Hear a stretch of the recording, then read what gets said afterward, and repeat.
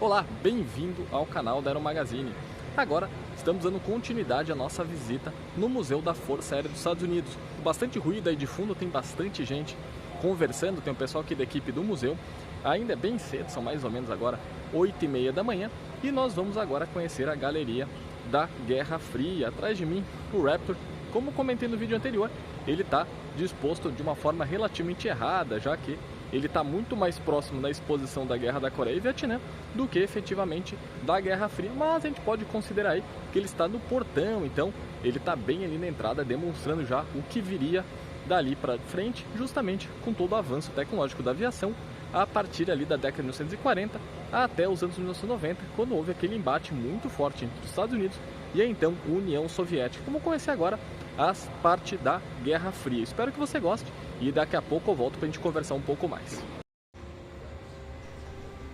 Bom, agora a gente vai passar por um outro corredor que liga os hangares. Você vai notar que em todo o museu, esses corredores de ligação têm sempre exposições permanentes e temáticas. Aqui do lado esquerdo tem uma série de miniaturas que mostram bem a evolução da aviação. Não vou dar tanta atenção, vou focar aqui na nossa direita, que é um tema interessante. Eles estão mostrando aqui tudo o que aconteceu na Europa no pós-Segunda Guerra Mundial. Nos hangares anteriores tinha muito ali a representação apenas militar, aqui não, eles estão também dando foco à parte humana, tanto a parte militar, dos militares envolvidos, quanto das pessoas ali que estavam envolvidas. E por que essa ação é muito importante? Porque ela marca o início oficial da Guerra Fria. Então, as nações que venceram os países do eixo agora estão divididas. Tem um lado a União Soviética ali com o bloco socialista e o outro lado, o bloco ocidental, liderado principalmente pelos Estados Unidos, tentando aí uma disputa. Eles deixam isso muito claro aqui, tem muita peça real, tem por exemplo o radar, muitas peças são fabricadas para dar essa cenografia, mas tem muita coisa e vale a pena você parar para ler. Então, como eu disse,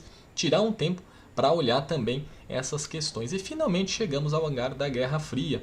Você pode dizer, mas tem outro Twin Mustang, estamos falando aí de um período que já mostrou nos dois hangares, já que se pensar a Guerra Fria tem o Vietnã e a Guerra da Coreia como parte dela, mas ali ficou um pouco temático. Aqui é uma evolução real de tudo o que aconteceu nesse período, que começa no final da década de 1940 e a gente pode dizer que terminou basicamente em 2000, eu sei que oficialmente acabou em 91, mas aqui a evolução é bem ampla. Então dá uma olhada que interessante, a gente tem aviões a jato com asa enflechada, tem o B-36 com seus motores a jato e pistão. Olha o tamanho da asa desse avião, vale a pena notar.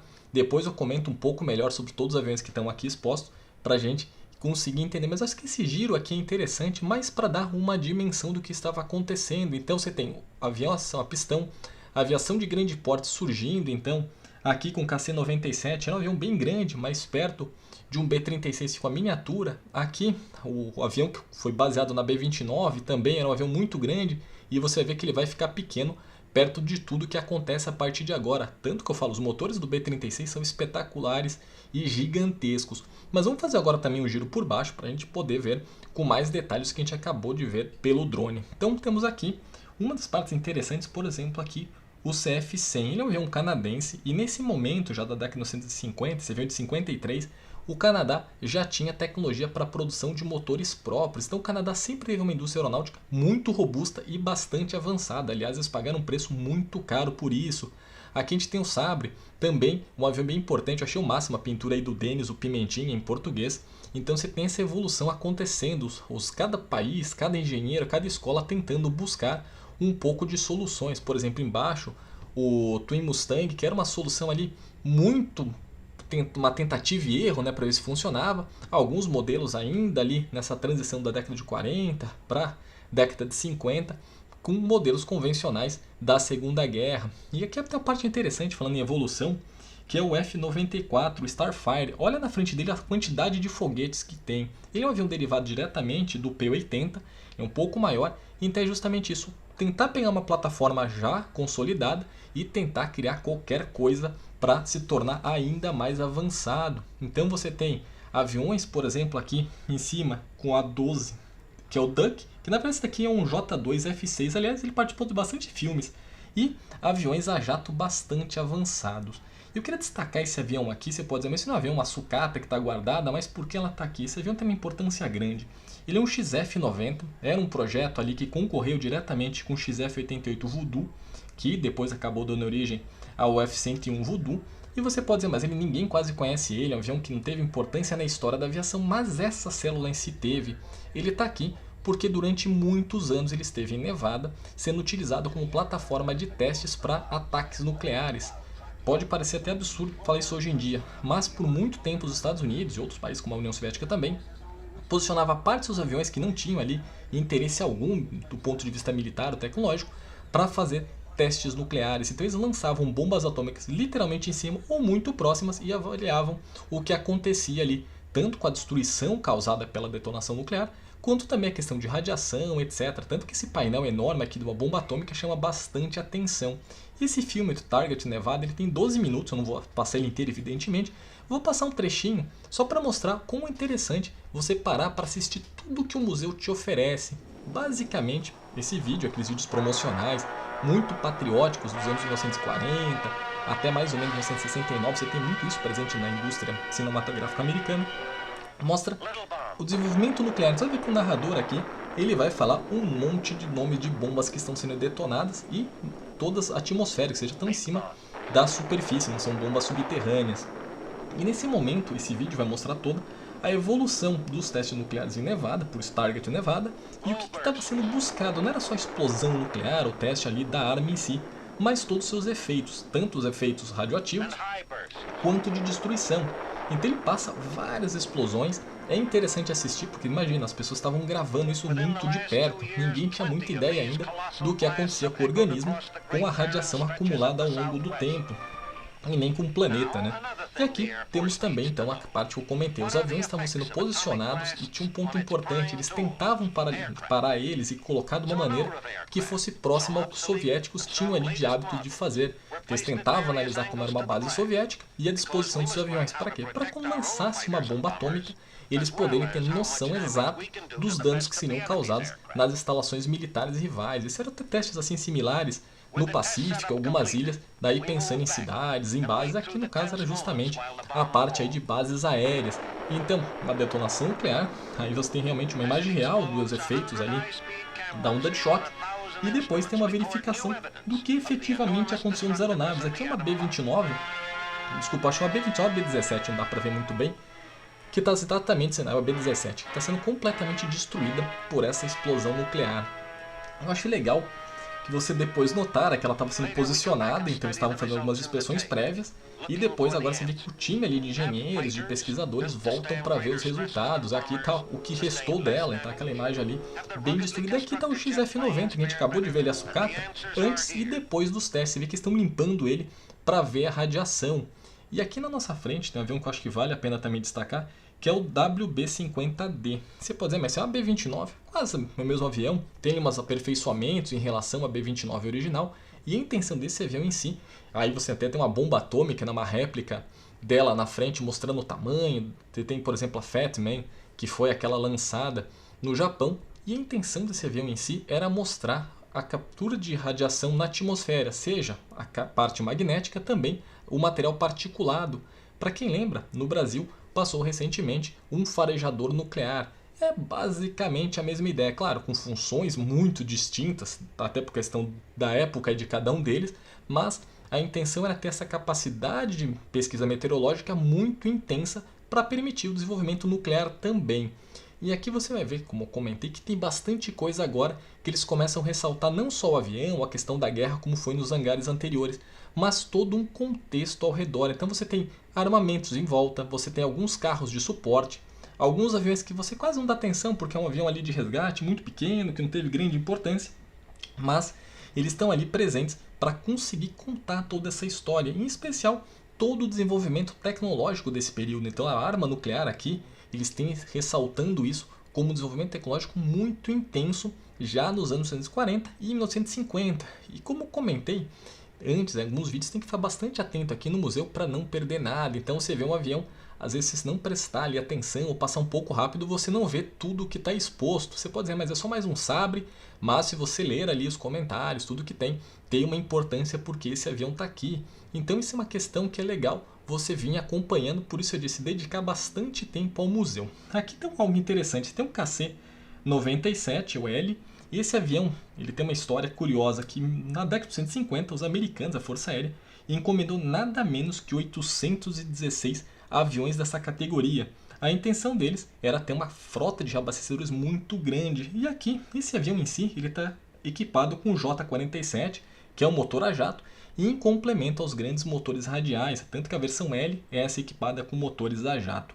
O que se tinha ali naquele momento? Uma pouca confiabilidade e pouca potência dos motores a jato, então os aviões tentavam mesclar ambos, tentando ali ganhar um pouco de performance e também ganhar ali experiência no uso do jato. E aqui justamente o Flyboom, a famosa ali transferência de combustível dos aviões americanos, foi criado nesse período justamente porque a performance e o desempenho dos aviões a jato estava cada vez maior e aquele sistema convencional pela cesta não era tão eficiente pelo que os americanos queriam, embora até hoje o uso da cesta é bem utilizado, não por acaso o KC-30 da Força Aérea Brasileira, o próprio KC-390 utiliza esse sistema. O americano optou por um sistema mais robusto porque eles têm uma necessidade também aí de logística global gigantesca, aviões muito grandes, e isso faria diferença.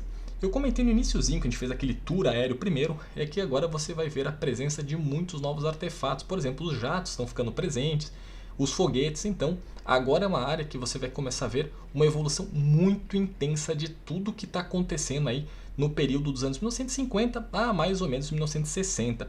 Depois eu prometo vir fazer um vídeo especial sobre esse avião todo desmontado, que é bem legal, principalmente para criança, né? Para poder analisar como é que é um avião por dentro, modelistas também adoram ver ele, e até para você entusiasta de engenharia, então é bem legal essa evolução de como que os aviões eram montados. Outro giro aqui por cima é legal para fazer então essa visão panorâmica da evolução. Note agora as asas em flechada já são mais presentes, você tem aqui de novo os grandes aviões e os foguetes, então tentando ali soluções para o voo muito rápido. Agora a gente vai chegar nos voos supersônicos cada vez mais. Essa aqui é uma transição, né, de um período de uma aviação subsônica muito a hélice para os grandes aviões. E aqui, na minha opinião, um dos aviões mais bonitos do museu, que é o B-58.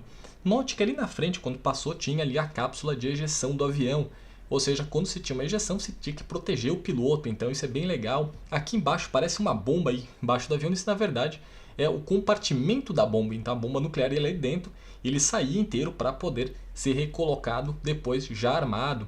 Então avião que tinha umas soluções bem interessantes, uma asa em delta, os motores montados de maneira que eles conseguissem a maior performance possível, sem também atrapalhar o desempenho do avião. Ali embaixo, como eu comentei, está a cápsula dos pilotos, quando ele é ejetado, protegiam eles, aqui a arma nuclear no canto também, e por cima você vê como é que ficava quando fechava, né, o assento dele, com os pilotos bem protegidos pelo assento. O porquê disso? É um avião voando supersônico, se fizesse uma ejeção aí acima de Mach 1, Mach 2, você podia matar a pessoa, então o assento ele tinha que ter essa capacidade de protegê-los. E note também a beleza da asa desse avião para aquele período, então se tentava da melhor maneira possível buscar um rendimento enorme com a aerodinâmica existente, os estudos da época, com um avião relativamente pequeno. Embora ele seja aí visualmente em foto muito grande, eles tentavam colocar o máximo possível de capacidade no avião, que não é tão grande assim. Eu confesso que fiquei decepcionado a primeira vez que eu vi ele, que eu achava que ele era bem maior, o tamanho de um B1, mas ele é bem menor e um avião belíssimo. Então vamos continuar aqui. Também aqui do nosso canto vai ter um pneu. Ele foi utilizado nos primeiros testes do XB36, a versão um pouquinho anterior do B36. É um pneu gigantesco, ainda maior do que aquele que eu mostrei no primeiro vídeo. Ele pesa mais ou menos 600 kg. Desse peso, mais ou menos 30% ou 180 kg são fios de nylon para a construção dele. Comparado a um pneu automotivo, ele tem 60 vezes o uso de nylon. Então, era aquele período de tentar achar o melhor também por um pneu de avião. Eles achavam que nem teriam muitas pistas pavimentadas, então tinha que distribuir aí o peso dele sem ele afundar numa pista de grama ou de terra. Novamente ressaltando algo importante, agora está cada vez mais presente os artefatos, as armas se tornam parte constante aqui da exibição do museu. Até recentemente, o Vietnã tinha muito mais a presença do avião ou da história por trás dele do que os seus sistemas de arma. Agora não, ele se torna muito presente, então o avião já não é mais onipresente, tem mísseis, tem foguetes, tudo isso trabalhando nessa evolução desse início de Guerra Fria.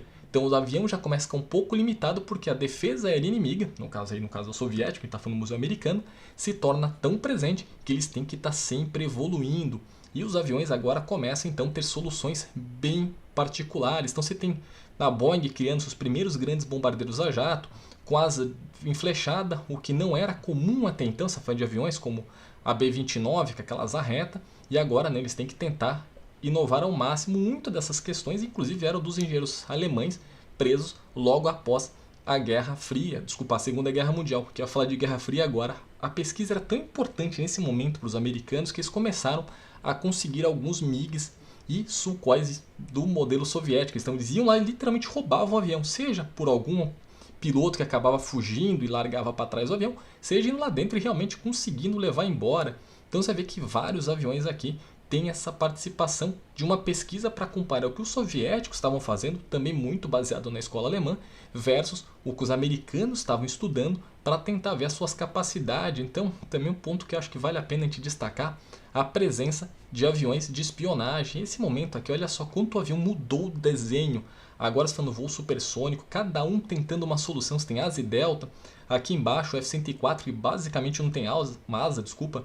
É quase um foguete, né? Ele tem um motor gigantesco, uma asa bem pequena. Agora você tem aviões com asas enormes querendo voar muito alto, então você quer chegar em grandes altitudes. É um momento muito interessante. De 1950 até 1980 mais ou menos, dá uma olhada o tamanho da evolução da aviação. A gente vai até o final ali, depois a gente vai por baixo com mais calma para ir citando cada um deles. Eu até conto uma história interessante desse MiG-23 aqui no canto, que é bem particular e bem atual.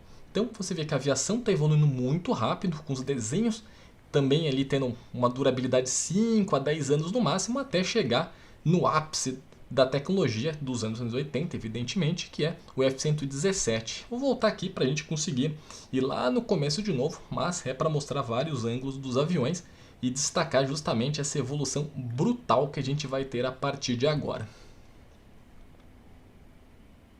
E outro ponto que eu acho que é legal também destacar é também os equipamentos. Ó, como eles estão ficando muito mais próximos dos aviões, para mostrar que o avião já não é mais tão independente, ele tem sempre muito recurso de solo para conseguir operar. Pegar, por exemplo, o Blackbird, o SR-71, era um avião que tinha muita necessidade de equipamentos de apoio. Aqui de novo os mísseis cada vez mais presentes. Mas acho que é legal falar um pouquinho desse Blackbird em si, esse SR-71. Até anotei aqui numa colinha, para não esquecer que o pessoal do museu me disse, esse é o Blackbird mais voado da história. Ele realizou 2.981 horas de voo em 942 surtidas, tanto saindo da Califórnia, quanto do Japão, quanto também da Inglaterra. Então ele tem uma presença ali muito marcante na história da inteligência americana. Grande parte que se tem aí dos dados soviéticos foram obtidos por ele. E ele é um avião contemporâneo, se a gente pensar, dessa primeira geração dos caças a jato supersônicos. Você vê que um avião lá dos anos 1950, dando um salto para os anos 1960, já está em Mach 3, que o Blackbird foi brutal, quanto ele evoluiu, né? E um outro ponto aqui, antes até de falar um pouquinho dos aviões, eu queria destacar de novo essa questão de você estar sempre prestando bastante atenção na disposição dos aviões. Isso muda bastante. Então, a cada mês, a cada 15 dias, estão tentando aí colocar mais itens no menor espaço que eles conseguem, né? Então dá uma olhada quantas coisas a gente não presta atenção. Você acabou de ver o muro de Berlim ali, a gente passou por cima, não falei dele, mas às vezes acaba passando batido. Algumas das armas estão expostas, um pouco escondidas dentro aí da organização do museu, então dá uma olhada com bastante calma nesses detalhes, passe um dia pelo menos, ou meio dia, para explorar o que tem no museu e depois você volta olhando item por item. Então tenta fazer ali uma programação, nem que seja mental, do que você deseja ver para não perder nada. Então isso é bem importante também. E essa visão aqui por cima dá outra panorama aí da evolução da aviação, né? Então quanto foi rápido aí o C-133, o Cargo Master, que era um avião muito grande para a época. Para você ter uma ideia, ele levava mais ou menos 53 toneladas de carga. 20 anos depois era um avião bem pequeno, bem limitado, porque o C-5 até precisou entrar no lugar para levar ainda mais carga pelo mundo. E aqui outro ponto que eu estava destacando, a questão das armas. Agora você vê que o armamento, principalmente o ar-ar, tem muito míssil guiado. Muita gente até imagina que o F-22 foi o primeiro avião a guardar armas dentro da baía dele, desculpa. Mas lá nos anos 50 isso já era presente, né? Então tentava não só tirar um pouco da assinatura radar, mas principalmente ampliar a capacidade do avião em termos de velocidade. Quanto menos arrasto, mais o avião conseguia evoluir. Eu falei um pouquinho do muro de Berlim, aqui tem um pedaço real do muro. Esse Trabant também é real, aquele carrinho utilizado pelos alemães do lado soviético para conseguir se movimentar. Um carrinho aí bem limitado, feito basicamente de plástico, algumas fibras, mas se tornando até bastante icônico. Ele mostra essa diferença de evolução da parte social entre o bloco soviético e o bloco americano. E vamos falar de avião, acho que é mais legal. é também ver, por exemplo, tem muito avião que você fala, mas está repetido, tem F4, mas cada um ali destacando um ponto importante. E eu falei que prometia, né, falar do MiG-23. Esse daqui, o MiG-23MS, ele também foi utilizado pelo grupo ali do Constant Peg, ou Red Eagles, desculpa, que é esse grupo que pegava aviões soviéticos para fazer estudos. Esse avião era tão secreto até recentemente que ele nem era citado na bibliografia ou dentro dos arquivos oficiais da Força Aérea Americana. Só recentemente ele foi desclassificado e foi exposto em 2017. Então você vê que tinha toda essa preocupação. E de novo, olha a quantidade de armas agora cada vez mais presente aí na montagem do cenário. Você vê que tem dois F4 bem próximos, mas cada um está ressaltando um ponto importante dessa evolução do avião. E como eles estão bem perto, acho que vale a pena você chegar aqui e olhar o que cada um tinha de diferente, cada versão, o que ele agregava a mais ou a menos, para conseguir fazer exatamente uma visão muito mais ampla da aviação. Esse MiG-29, dispensa apresentação, né, um caça muito importante soviético, ele teve uma importância também histórica. Em 1986, ele é um dos 6 que saiu de Moscou e fez uma visita, em termos de paz, né, fazendo uma visita diplomática à Finlândia. Ele ficava, aliás, baseado bem pertinho de Moscou e depois ele acabou sendo adquirido e veio parar no Museu da Força Aérea Americana. E do lado dele um F-15, são aviões de categorias diferentes, mas visualmente até lembra um pouco, né? Então você também vê como as escolas americana e soviética trabalhavam tentando ali o máximo de inovação, mas a física, a aerodinâmica não muda tanto, então os aviões acabam de vez em quando ficando um pouco parecidos. Claro, tem uma grande exceção, tá aí o F-117, é o ápice, acho que da tecnologia americana dos anos 1980, tentava-se ao máximo eliminar o eco radar do avião, então eles criaram esse avião multifacetado, você vê que ele é todo cheio de ângulos, tem ali a entrada de ar do motor fechada, ele é um avião assim bem estranho, não é um avião muito fácil até de reconhecer, parece uma nave espacial aí de quadrinhos ou dos filmes de ficção científica, mas era tudo para ter o menor assinatura radar possível. Dá uma olhada como ele é bem estranho e é bem retilíneo ali as formas dele, tanto que se ele perder o computador, ele nem consegue voar de tão complexo que era esse voo. No próximo vídeo, vídeo 4, eu vou mostrar em detalhes a evolução principalmente desses estudos para a informática, a computação, conseguir pilotar os aviões, porque isso daqui, manualmente, ele não se mantém, um piloto não consegue manter o que precisa. Outro ponto que eu queria destacar também, é que você vê que tem muito avião soviético aqui, mas tem poucos aviões aliados. Aqui a gente tem um Tornado, foi doado pelos britânicos, esse avião inclusive ficou muito tempo baseado na Arábia Saudita, mas é um dos casos raros, a maior parte são aviões soviéticos e não tem tanto de aliados europeus. E aqui, o A-630 é uma máquina muito poderosa de guerra para fazer ataque ao solo. E aqui também um ponto importante, ver que os aviões, por exemplo, um cargueiro, se tornou agora uma arma de ataque muito intensa. Então está se tentando maximizar ao máximo os recursos que tinha para construir algumas versões aperfeiçoadas. O Hércules, evidentemente, ele é recordista no número de funções, né? Então se tenta pegar uma plataforma consolidada e adaptá-la da menor maneira possível. Ou em alguns casos, que eu vou mostrar agora, o V-22 Osprey. Ele é uma mistura de helicóptero com turbo-hélice, não é nem um bom helicóptero, nem tão bom avião. Ele é bem complicado, aí matou muita gente para ser certificado, mas ele é justamente essa evolução, já que não dava para pegar algo já consolidado e fazer algo novo, tentou-se então aperfeiçoá-lo. Aqui o B-1, que é um bombardeiro também com uma história de desenvolvimento bem interessante, ele nasceu com uma função, a B-1A não foi aprovado, voltou já no governo do Ronald Reagan com uma nova missão, né, o B-1B, é um avião supersônico, mas ele voa um pouquinho acima de Mach 1, estava muito dedicado principalmente a ataques, então ele voava baixo e muito rápido. E um ponto interessante aqui, vou passar bem rápido, é que alguns aviões têm um cockpit completo, então você permite olhar como ele é por fora e também como os pilotos estão vendo ele. Você vê que é um avião visualmente muito moderno, mas o cockpit dele é bem analógico. Não vou entrar nele porque não vale a pena perder tempo, mas quando você estiver aqui, tire umas fotos ali, olha só a diferença, um painel bem analógico ali da década de 1980 e um avião aerodinamicamente, visualmente muito moderno e muito bacana. E lembra que eu comentei desses aviões um pouco escondidos? Ali no fundo tem um King Air, vou até um pouco, vamos voar até ele, a gente mostra ele por baixo também. Parece bobeira olhar um King Air, que é um avião civil, bem comum em aeroportos, principalmente no Brasil, mas é um avião utilizado, por exemplo, com plataforma de inteligência. E aqui em cima a gente tem drones, então Tudo isso agora é uma presença na Guerra Fria, porque essa evolução que eu comentei para você, que é muito rápida, 1945 mais ou menos, e estamos falando agora de 1980, alguns pontos aqui. E os helicópteros cada vez mais presentes na Força Aérea Americana, os treinadores aqui, o Talon, que é o irmão mais velho do F-5, utilizado pelo Brasil aí como seus principais aviões de caça, e aqui um B-2, mas não um avião de verdade, ele é uma das plataformas de teste. Então acho que foi até bem interessante ele estar aqui presente, porque dá para você ver como é que estava sendo feitos os ensaios dele. Se você vê um B-2 de perto, ele é um pouquinho diferente, o tamanho da asa, a espessura, então dá para vir para cá e perder um bom tempo olhando esse avião para você ver a evolução, como ela era feita e a importância desses mockups de ensaios para essas missões. Aliás, o F-117 também era um avião de estudo, mas ele era um avião real, aqui não, ele é só um mockup mesmo.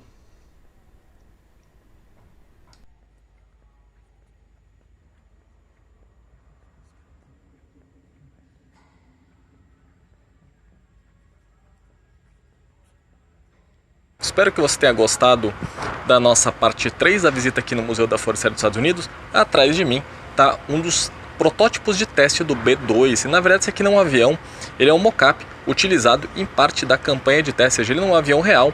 Olhando detalhadamente, você vê uma série ali de coisas emuladas que era justamente para fazer essa campanha super importante de validação do avião. Você notou que essa é uma galeria bem interessante ali, que apanha tanto a parte do início da Guerra Fria ao final dela, justamente aí com o B-2, que foi um dos últimos aviões criados ainda nos tempos da Guerra Fria, entrou em serviço logo depois da dissolução do Muro de Berlim e do final da União Soviética, mas ele foi concebido ali no auge toda aquela tensões que existiam na polarização entre Estados Unidos e União Soviética. Felizmente, ele acabou não tendo que entrar em serviço nenhuma das vezes. Espero que você tenha gostado. A gente vai agora para a parte 4, que é a parte final. Se você gostou, deixa o seu like, não se esqueça de se inscrever no canal e deixa aqui embaixo os seus comentários sobre o que você achou sobre esse vídeo também. Um forte abraço e até mais. Tchau, tchau.